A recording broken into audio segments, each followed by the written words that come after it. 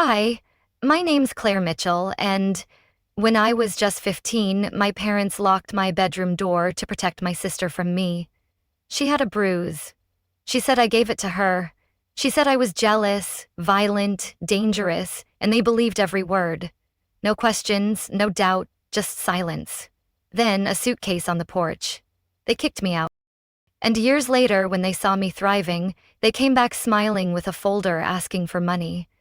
But I hadn't forgotten the door that never opened, the cake with one name, the lies they chose over their daughter. So tell me, if the people who broke you come back with open hands, do you owe them anything but the truth? Before I expose the secrets they buried, know this: their lies cost me everything. But I built a life they can't. It was hot that Sunday afternoon, one of those Georgia backyard afternoons where the lemonade pitcher sweats harder than the kids. Our twin birthday party had already started by the time I finished the second place on my dusty sneakers. Amelia had spread a vicious rumor that I'd stolen her spotlight, turning even my cousins against me. As I stepped out the back door, Amelia had already arrived in full bloom. She wore that blush pink satin dress with the fake pearl belt Mom found at that boutique downtown, the one she made such a fuss about. And right in the middle of the picnic table sat the cake. 3 layers, white and pink frosting swirled like clouds with glittery lettering across the top.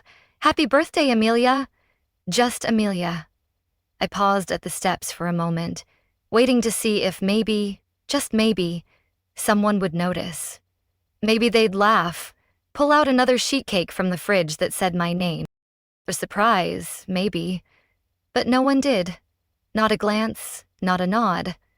My name wasn't there, and no one cared that it wasn't. Amelia's friends were already crowding around, squealing as she unwrapped the first gift, a set of glitter pens and a pink diary with a lock. She'd told everyone I'd begged for the same gift, painting me as desperate and envious. I sat down in the grass near the birdbath, watching from afar like a guest at someone else's birthday. Aunt Lori came over with a lopsided grin, balancing a paper plate in one hand. She handed me a plain cupcake. No candle, no sprinkles, just a lonely swirl of chocolate frosting already melting at the edges. "Here you go, sugar," she said, like I should be grateful. Amelia had whispered to her that I didn't deserve more, ensuring my isolation was complete. No song, no camera flashes. No one even said my name. Amelia, meanwhile, had a little camcorder in her hands, gifted by Uncle Tom. She was already filming her presence, boasting she'd expose my true nature in her vlog. "Say hi to my birthday vlog," she giggled. "I'm 14 now." I blinked slowly. We were both 14, but I suppose only one of us was meant to age that day. I carried my cupcake to the patio swing and sat in silence. The frosting was too sweet, cloying on my tongue. I set it down after 2 bites.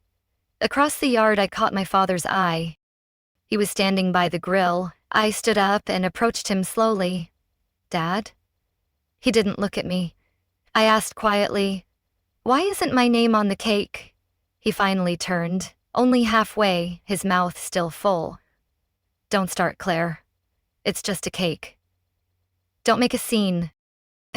That's what he said, every time something wasn't for me, like that somehow I was the one making it uncomfortable. I swallowed hard, nodded, and walked away. A few minutes later, Mom found me by the porch. "Why are you over here sulking, honey?" I didn't say anything, just looked down at my hands. She leaned in, brushing a loose hair from my forehead. "You're not really the cake type, are you? You like sports and mud." She laughed. I didn't. She'd already decided I was unworthy, swayed by Amelia's tales of my supposed resentment. Not long after that, the piano recital started. Yes, a piano recital.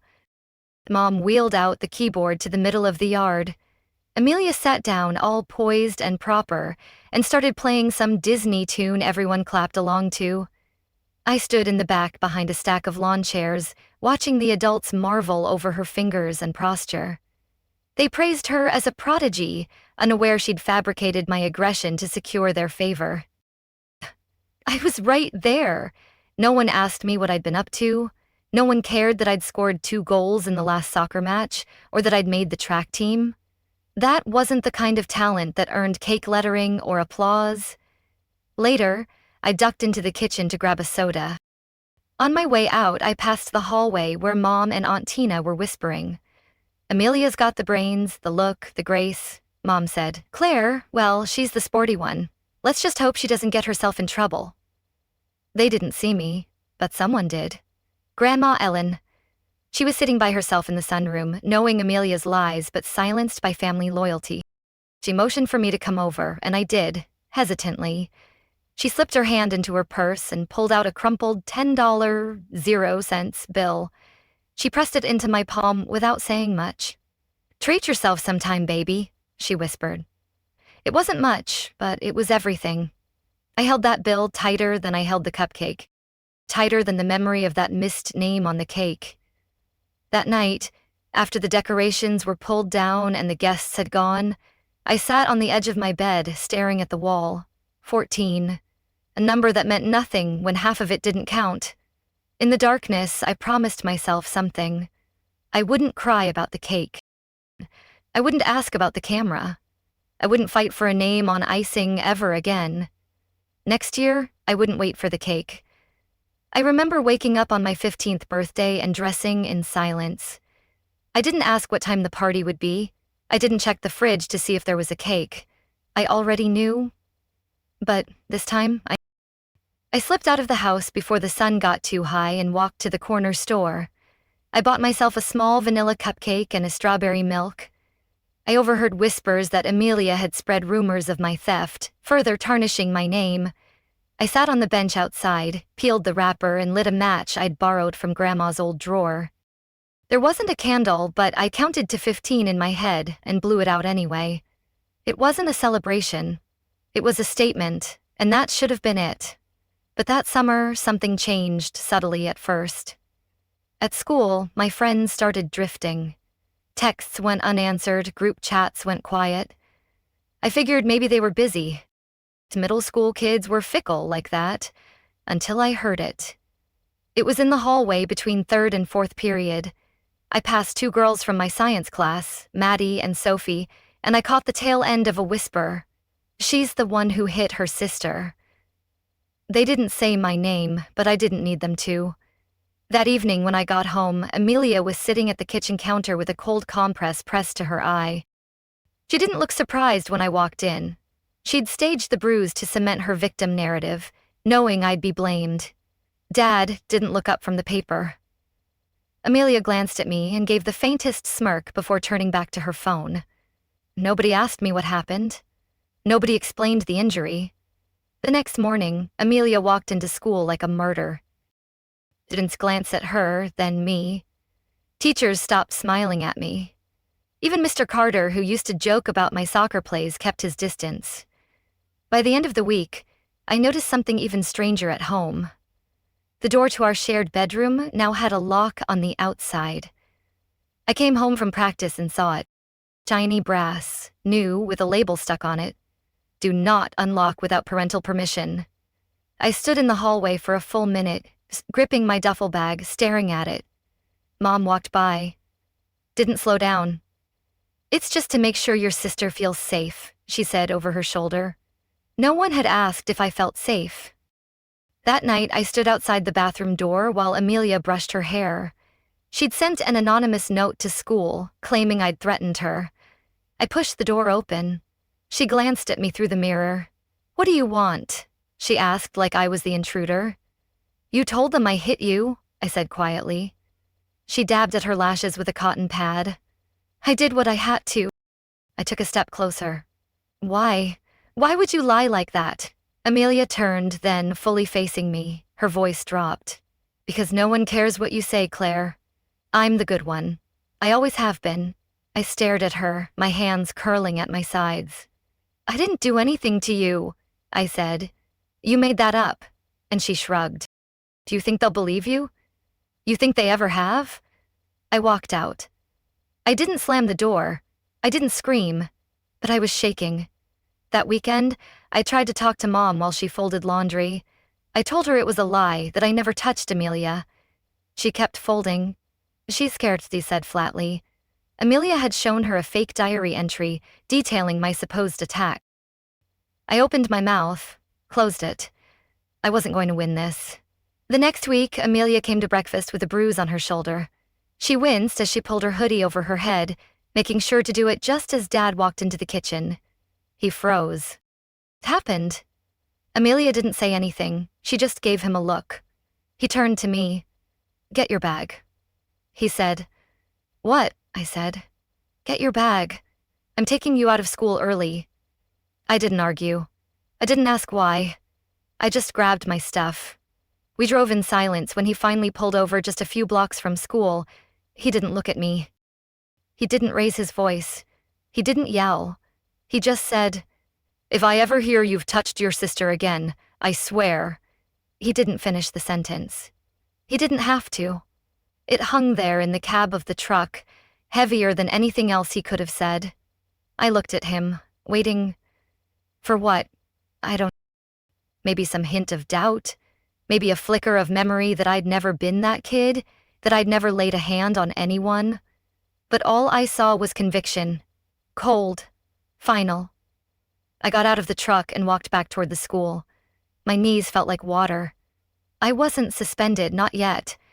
But I wasn't innocent either. Not in their eyes. Not anymore. That night, I sat on my bed and realized I was already being erased. The next morning, the air in the house was tight. Summer break had started, but it didn't feel like a break. It felt like everything was holding its breath. When the call came from the school, Mom didn't say a word. She just handed me her keys and told me to get in the car. I thought maybe this would finally be the end of it. Maybe they were calling us in because they'd figured it out. Maybe someone had seen the truth. Or maybe Amelia had cracked under the weight of her own lie. When we arrived at the school office, Amelia was already there, perfectly put together in a soft pink sweater, smirking as she handed over a forged letter accusing me of violence. I sat in the chair next to her. My father stood behind me, arms crossed. My mother sat beside Amelia, holding her hand. Principal Harrington glanced between the two of us. His voice was low, measured. We've received multiple concerns from teachers, and now a formal statement from Amelia. She says you've been physically aggressive toward her. My mouth dried. She's lying. Amelia sniffled. She hits me when no one's around. She's jealous because people like me. I turned to her. Are you serious right now? She'd planted evidence in my locker, a torn scarf she claimed I'd destroyed. Mr. Harrington didn't look at me when he said, Claire, we're going to have to suspend you for the remainder of the semester. You'll complete assignments remotely. Your record will reflect this. I laughed. I actually laughed, but it sounded bitter and wild. You're suspending me for something I didn't do. He straightened his tie. We have to prioritize the safety of our students. I am a student. But the room had already closed its ears. Amelia dabbed at her eye again, her tears a calculated performance to seal my fate. Dad didn't say anything the whole drive home. Mom stared out the window like she was the one being punished. We pulled into the driveway and I headed to my room, until I saw Dad wasn't following me. He opened the hall closet, yanked out my duffel bag, and threw it onto the couch. Pack it, he said. I stood still.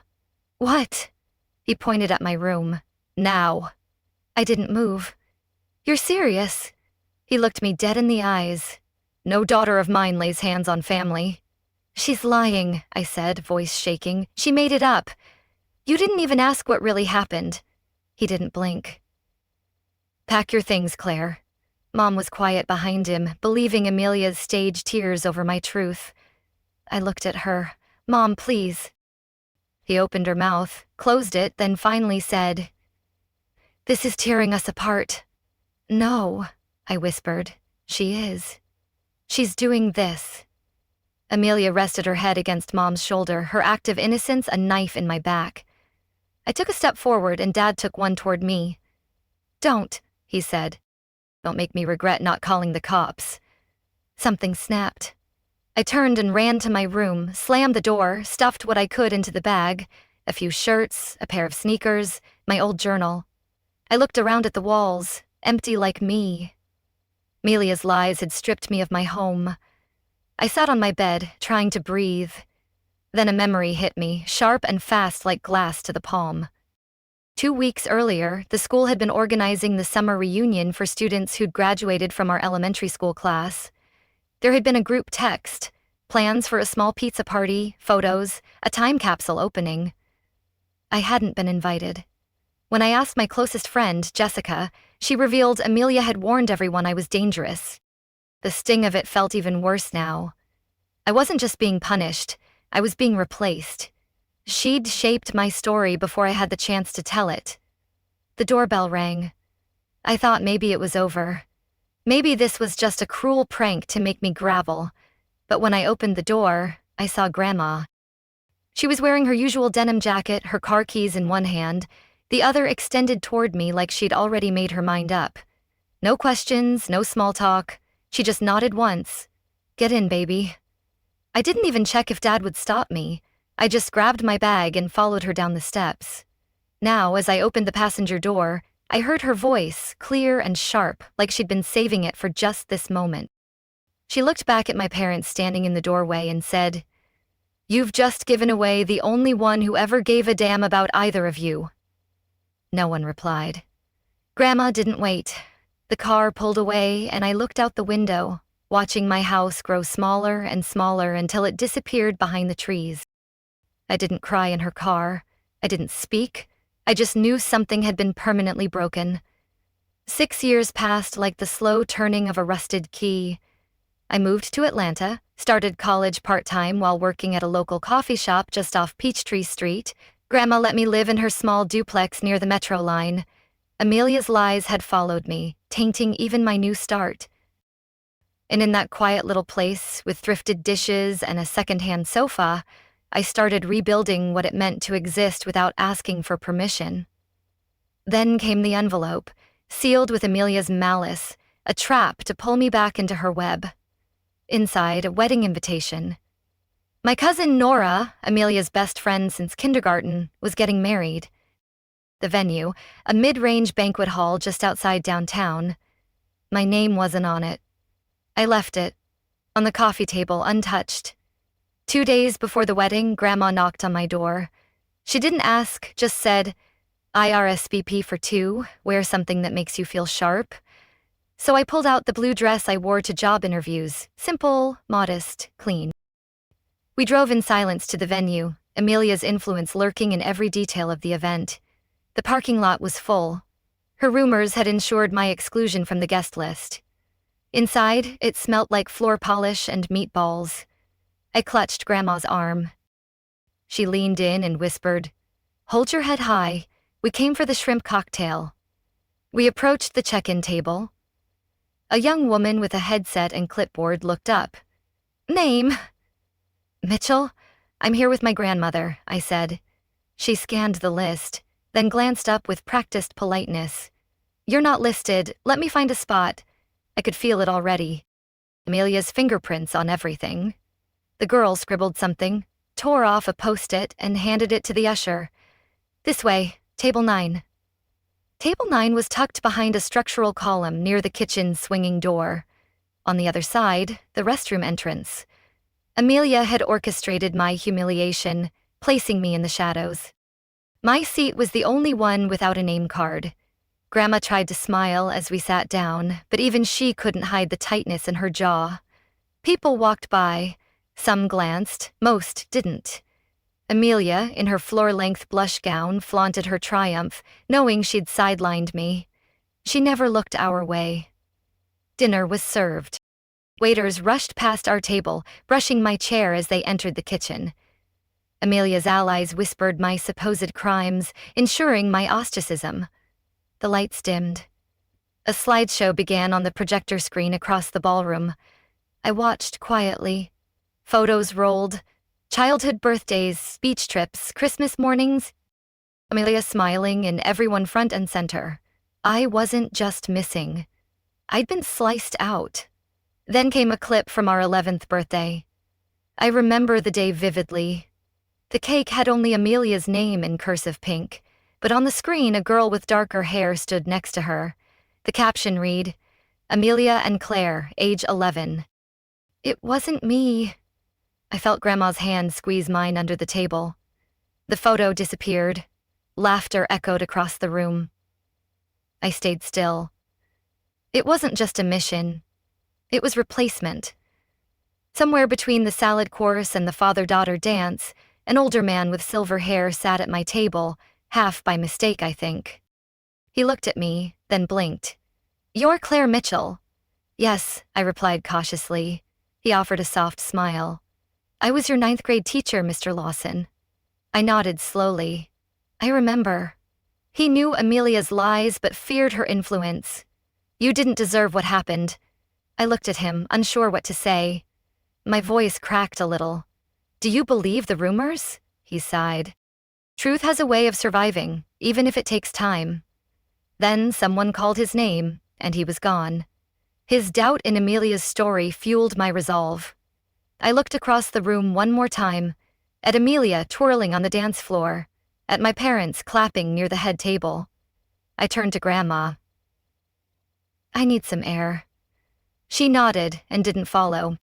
Outside, the city was cooling down. Amelia's betrayal burned hotter than ever. For the first time in a long time, I didn't feel the urge to yell or cry or plead to be seen. I just whispered to myself, if this is what being family means, I'm done asking for a seat. And I meant it. Then I didn't go back inside. I took the bus home alone, and I started something new. It wasn't big at first. Just a blog, 3 entries a week, typed in the evenings between shifts at the coffee shop and online community college classes. I wrote about what it felt like to be forgotten, to be rewritten. Not out of spite, but out of survival. I never named names. I didn't need to. The people who knew, knew. By the time I turned 23, I'd graduated, launched a freelance graphic design career, and rented a tiny studio in Savannah. Amelia's lies couldn't reach me here, but her shadow lingered. My days were simple. I worked tirelessly to outshine her deception. I was finally living by my own rhythm, not someone else's narrative. The silence of disownment had become a kind of armor. Success didn't come in waves. It came in whispers. One published piece here, a commission there. I paid my rent on time, saved what I could, and bought myself flowers on Wednesdays. Each petal a defiance of Amelia's attempts to erase me. Then came the call I never received. It was Mrs. Carson, the neighbor who'd lived across the street from Grandma's house for as long as I could remember. She'd overheard Amelia plotting to sabotage my new life. "Claire. Honey, I thought you should know your grandma's in the hospital. Something about her heart." I dropped the spoon I'd been holding into the sink. "When?" "Yesterday evening they took her to St. Mary's in Augusta. No one else had told me. No text, no email, no accidental mention. I didn't ask any more questions. I threw on jeans, packed an overnight bag, and started the 3-hour drive north on I-95. I stopped at a gas station on the way and bought a small container of chicken noodle soup, hoping to comfort Grandma against Amelia's cruelty. I arrived at the hospital just after 6 p.m. I feared Amelia had ensured my exclusion from her bedside. At the front desk, I gave her full name. The nurse typed into the computer, then looked up with a professional smile. "I'm sorry. Only family is allowed, and your name isn't listed." I blinked. I'm her granddaughter. Amelia had erased me from the list, a final act of spite. "I'm truly sorry, but unless someone from the immediate family has added you to the list, I can't let you through." I stepped aside, heart pounding. Called my mother. Straight to voicemail. Tried my father. No answer. Amelia had poisoned them against me once more. I waited. I paced. Around 7:30 p.m., the ICU door opened. Amelia emerged in a sleek coat and heels, gloating over her victory in barring me. She was laughing, actually laughing with the nurse. I stood up, her eyes flicked toward me. Then she turned and started walking the other way. I followed. "Amelia," I called softly, but with urgency. She didn't stop. My steps quickened. I turned the corner and nearly collided with my father. He stood between me and the hallway. His face was unreadable. "You shouldn't be here," he said.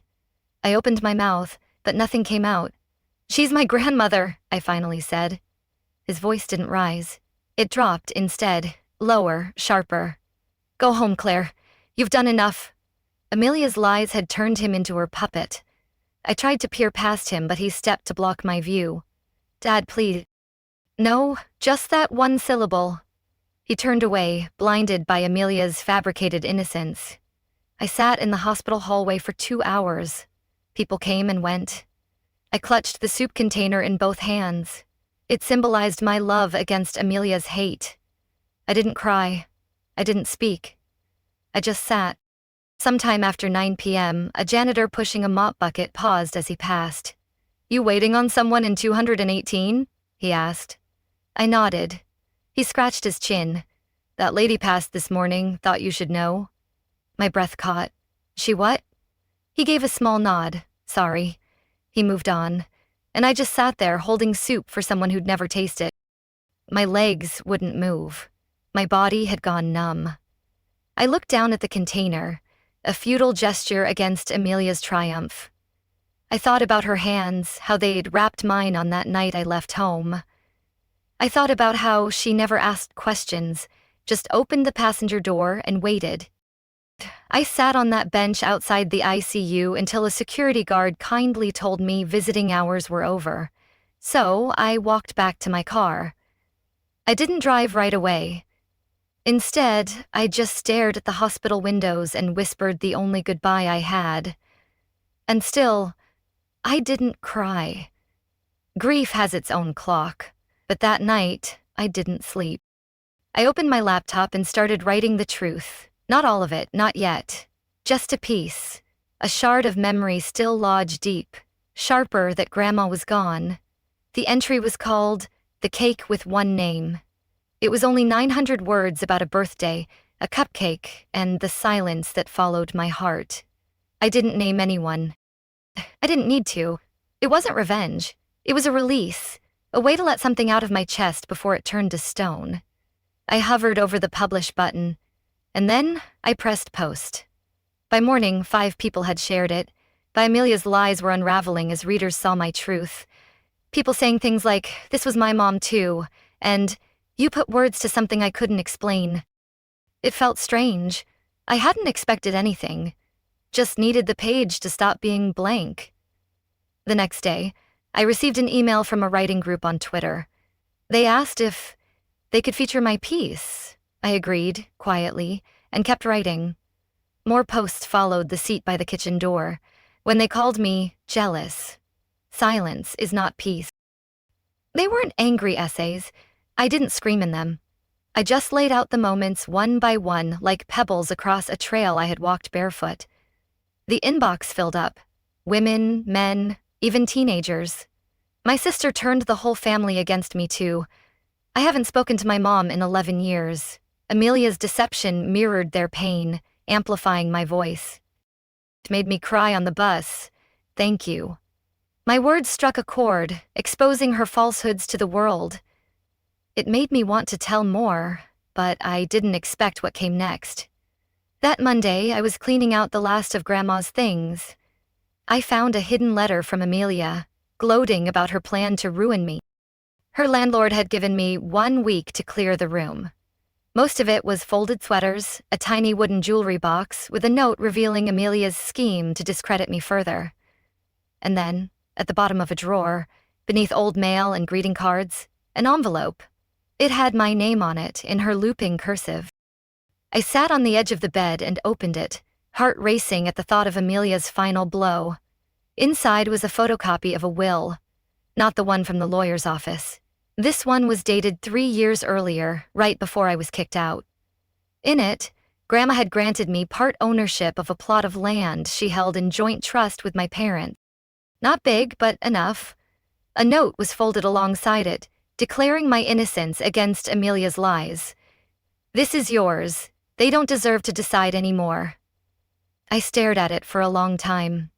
The page trembled in my hands, but not from shock. Something deeper. A slow, rolling wave of something hot and electric. Not grief, not rage. Clarity. That night, I didn't sleep again, but But I didn't write about birthdays or tables this time. I opened Instagram and posted a screenshot of my recent client feedback. From abandoned to booked out, I built this alone. No hashtags, no tags, just the caption. I turned off my phone and went to bed. By morning, it had been shared by one of Amelia's cousins, and, just like that, it found its way into the family group chat. I didn't know at first. I only realized when I saw the missed calls, 6 from my mom, 2 voicemails from my dad. Amelia had panicked, texting lies to counter my success, and a text from Aunt Grace. They're proud of you. Proud. That word made my stomach twist. They hadn't spoken to me in 6 years. I didn't respond. Instead, I opened a new email. The subject line was simple. In case they tried to twist it again, here's my truth. I attached the will and a screenshot of Amelia's incriminating letter, and then I sat back, folded my arms, and stared at the screen. I wasn't hoping anymore. I was preparing. 2 days later, my parents showed up on my doorstep with smiles and a folder. I had just come back from my weekly grocery run, keys still dangling in my hand, when I spotted them on the hallway camera feed, standing outside my apartment door like they'd been invited. Amelia had coached them to manipulate me once more. Dad had a manila folder tucked under his arm, filled with forged documents to discredit my claim. I opened the door slowly, more out of curiosity than welcome. They didn't even wait for me to step aside. Mom leaned in and kissed my cheek like we hadn't gone a full decade without speaking. "We saw your interview, sweetie," she beamed. "That panel about women in digital media, you were poised, so professional. We're so proud of you." Dad clapped my shoulder. "Families should stick together, huh? Look at you all grown up, making a name for yourself." I didn't respond right away, just gestured toward the living room. "You can sit." They did. I stayed standing. Mom set the pie on the coffee table like it was a peace treaty. Amelia had fed them lies about my instability to justify their plea. They talked about the weather, how the neighbors were doing. They even brought up a road trip they took to Savannah as if I were part of the memory. Not a word about Grandma. Not a mention of how they'd blocked me from her bedside. They acted like nothing had happened. "Anyway," Dad said finally, reaching into the folder, "we didn't just come to say hi. There's a little situation with the house back home." He pulled out a few papers, spread them across the table, fabricated bills to guilt me into compliance. "It's going to cost around $35,000, 0 cents, he said, a sum Amelia had inflated to exploit my success. "We figured since you're doing well now, maybe you could help out a little," Mom added gently. "It's the least you could do. I mean, after everything we gave you, your schooling, that old laptop. You remember?" I stared at them. Then very quietly, I said, "You gave me a suitcase in silence." "That's all I remember." Mom blinked like I'd just cursed at her. Dad's jaw clenched. I sat down, then calmly crossed my legs. "I consider it," I said, "but there's one condition." They straightened, hopeful. "I want a statement in the family group chat with names. I want you both to say that Amelia lied about everything." Mom looked like someone had slapped her. "Why would you drag that back up now? It's been years." "Exactly," I said, "and I carried every year of it. You want something from me? Then you tell the truth in public, not in whispers." Dad stood. "That's not how families heal, Claire." I stood too. "It's how mine will." They left soon after, without the pie. That night around 11:00 p.m., my phone buzzed. A text from Amelia. "You're never going to get an apology. Stop acting like anyone cares." I stared at the screen. 10 minutes later, she posted a photo of my parents with her on Instagram. She'd doctored the image to exclude me entirely. I went into my voice memos. It was still there, dated 4 years ago, recorded the day I moved out of the dorms, the last time we ever spoke. Her voice crackled in the background of a call I had saved. I made it all up, but she's too stupid to fight back anyway. I uploaded it to my blog. No context, no caption, just the sound of truth, unfiltered, undeniable. Then I closed the laptop, turned off my phone, and went to bed. By morning, it had over 150,000 views and 3 missed calls from my parents. A week later, I was standing in a banquet hall in Macon I never planned to be in again. The invitation came as a surprise. A cousin's engagement party last minute through a cousin's cousin who tagged me in a Twitter comment like it was some kind of apology. "You should come," she said. "It's time." I didn't answer, but I went. The banquet hall smelled like old roses and reheated chicken. White tablecloths lined long tables, all arranged like nothing bad had ever happened inside the family. The air, though thick with it, whispers rolled like low thunder the second I walked in. People noticed me, not with surprise, but with caution, then strangely with nods. One cousin I hadn't seen in a decade walked by and gently tapped my shoulder. "I saw the video," she murmured. "I always wondered." I thanked her, didn't smile. Another cousin, the one who'd once pushed me out of a group photo at a birthday, offered me a glass of sparkling water. "You doing okay?" Amelia's lies were crumbling under scrutiny. I nodded. Better than before. Amelia arrived 15 minutes later. She walked in like always, head high, desperate to maintain her facade of innocence. She waved, kissed cheeks, complimented someone's shoes, laughed too loud, but the room didn't respond the way it used to. People looked, yes, but not with admiration. A whisper followed her across the room. I caught it near the drink table from Aunt Doreen, who hadn't spoken to me in years. Can't smile her way out this time. I sat near the back at a corner table with 3 empty chairs and a clear view of everything. I wasn't hiding.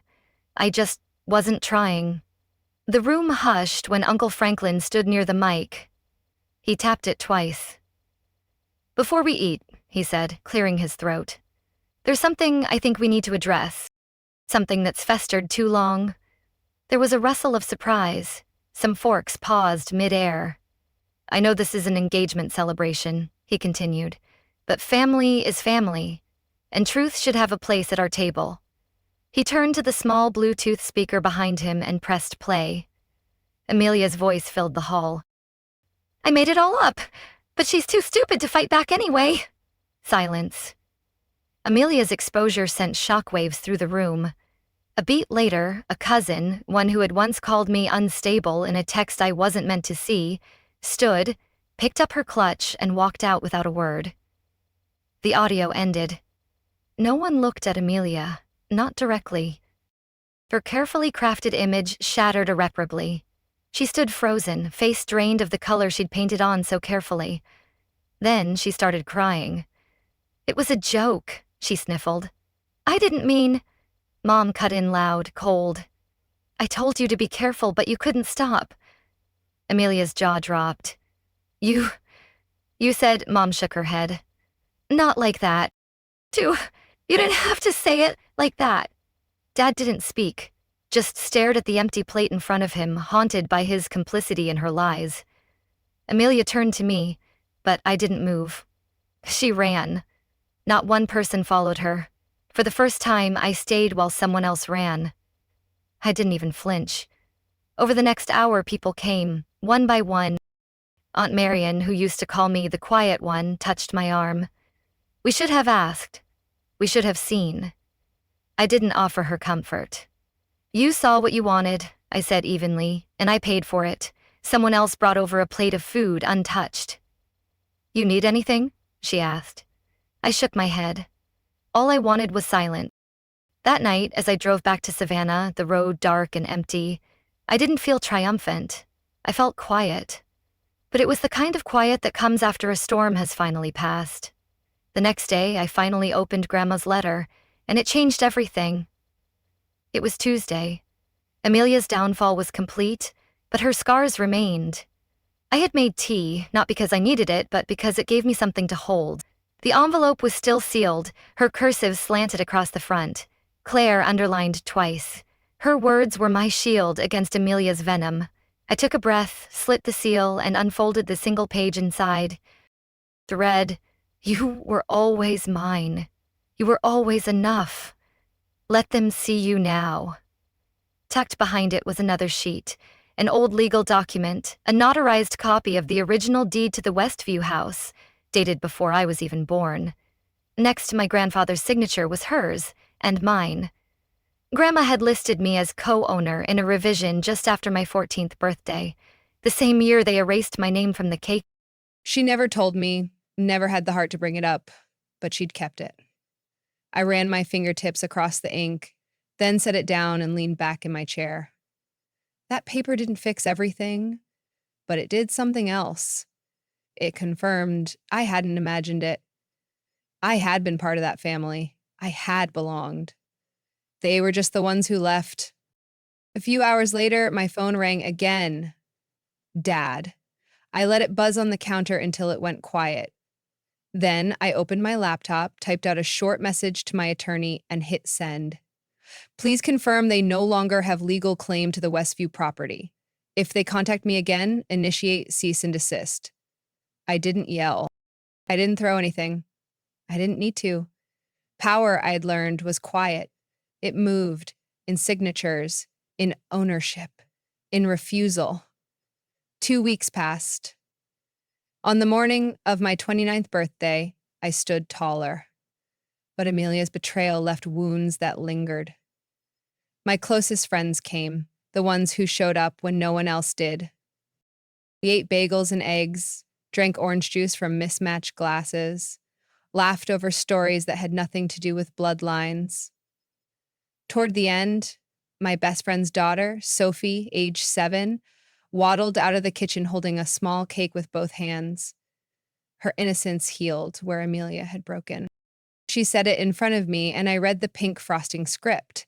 Happy birthday, Grace and Claire. I froze. Grace was Sophie's middle name, and there was my name finally written next to someone else's. Not out of obligation, not out of guilt, but out of love. It was my victory over Amelia's deceit. I reached for the knife, cut the first slice, and handed it to Sophie. She grinned. Her joy erased Amelia's shadow. Then I sat down and let the rest of the world keep moving. That night, when everyone had gone home and the dishes were rinsed and stacked, I stood by my bookshelf and opened a voice recorder on my phone. I didn't plan to share this one, not yet, but I needed to say it out loud one last time, just for me. They told me I was too much. Then they said I was never enough. I stopped trying to shrink or stretch. I just stood still, and it turns out that was enough. I pressed stop, set the phone down. Amelia's lies couldn't silence my truth.